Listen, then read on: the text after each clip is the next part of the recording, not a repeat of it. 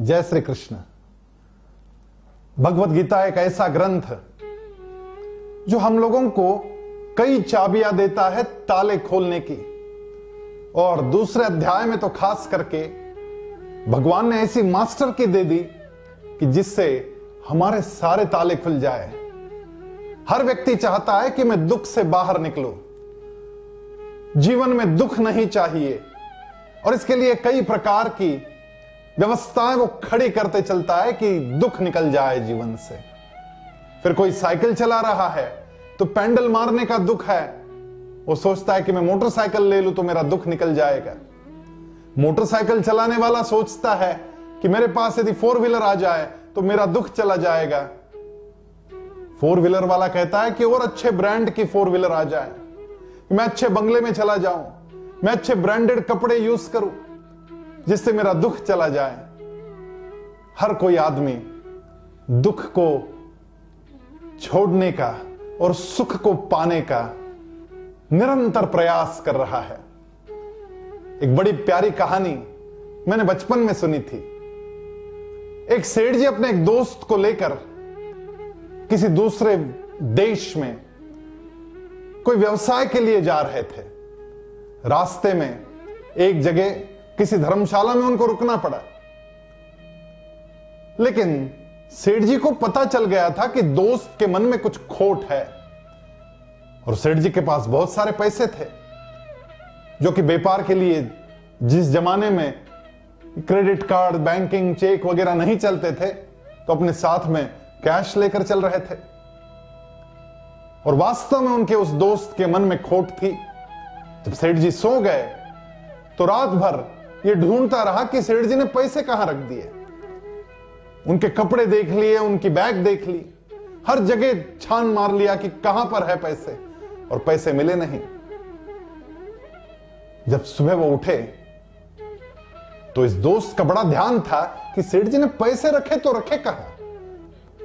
और सेठ जी ने अपने दोस्त के तकिए के नीचे से अपने पैसे की बैग निकाली और बैग में डाल के आगे चल दिए।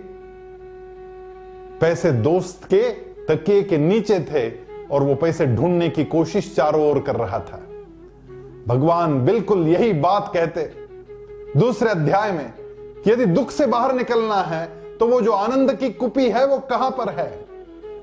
और भगवान कहते हैं, प्रसादे सर्व दुखानाम हानिरस्योपजायते प्रसन्न चेतसो ह्याशु बुद्धि पर्यवतिष्ठते।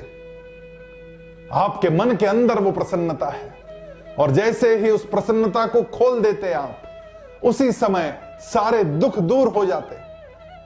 हम दुखों को दूर करने के लिए अन्यान्य व्यवस्थाएं बाहर खड़ी कर रहे हैं, लेकिन अंदर झांक के नहीं देख रहे कि वो प्रसन्नता तो अंदर छिपी हुई है। और जैसे ही उस प्रसन्नता को बाहर निकालते, वैसे ही दुख अपने आप गायब हो जाते। प्रसादे सर्व दुखानाम हानिरस्योपजायते। सारे दुखों की हानि इस प्रसन्न चित्त से ही होती है। प्रसन्न चेतसो ह्याशु। ये प्रसन्न चित्त जब बन जाता है तब बुद्धि पर्यवतिष्ठते, हमारी बुद्धि भी स्थिर होने लगती है। एक कौवा था, वो कौवा अक्सर अपने काले रंग पर दुख किया करता था कि मैं काला हूं, मैं काला हूं। और एक दिन उड़ते उड़ते उसके समझ में आया कि एक तालाब में एक बतख घूम रहा है। उस बतख के पास गया और पूछने लगा कि तू कितना खुशनसीब है कि तू सफेद है, तू गोरा चिट्टा है, मुझे देखो कैसा काला बनाया प्रकृति ने। बड़ा दुखी था कौवा। जैसे उसने बतख से इस बात के बारे में पूछा तो बतख तैरता हुआ कौवे के पास आया और कहने लगा कि तुझे क्या बताऊं, मेरे पास तो एक ही रंग है। मुझे लगता है कि सबसे ज्यादा खुशनसीब यदि कोई है तो वो तोता है। उस तोते को देखो, उसका हरा रंग और लाल रंग की उसकी चोंच, इतना सुंदर दिखता है। वो सबसे ज्यादा खुश होगा इस पृथ्वी पर, जाके उससे मिलो। कौवा उड़ता उड़ता निकला और उस तोते के पास जाकर पहुंचा। जैसे उस तोते से मुलाकात हुई, उसने कहा कि तुम सबसे ज्यादा खुशनसीब, तुम सबसे ज्यादा प्रसन्न, सबसे ज्यादा खुश तुम ही हो, क्योंकि तुम्हारे पास 2 रंग है। उस तोते ने कहा, क्या बताऊं मेरा दर्द, मेरे पास केवल 2 रंग है। सबसे ज्यादा खुशनसीब तो वो मोर होगा जिसके पास कई प्रकार के रंग है। अब कौवे को खोज करनी थी उस मोर की, और वो उड़ता उड़ता निकला और जाकर पहुंचा एक प्राणी संग्रहालय में, जहां पर कई प्रकार के प्राणी और पंछी बंद दरवाजे के अंदर थे। उस मोर को ढूंढकर उस मोर से पूछने लगा कि तुम सबसे ज्यादा खुश हो, तुम्हारे पास इतने रंग, मेरे पास देखो केवल काला रंग। तो मोर ने कहा कि भैया सबसे ज्यादा खुश नसीब तो तुम हो, तुम उड़ रहे हो खुले आसमान में, मेरे इन अनेक रंगों के कारण ही मैं बंधा हुआ हूं इस प्राणी संग्रहालय के अंदर। लोग आते हैं, फोटो खींचते हैं, लेकिन मैं उड़ नहीं पाता।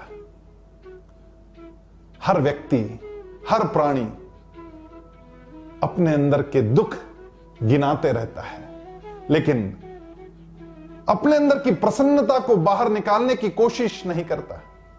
भगवान यही बात कह रहे हैं कि अंदर की प्रसन्नता जैसे ही बाहर झलकेगी, वैसे ही सारे दुखों की हानि हो जाएगी।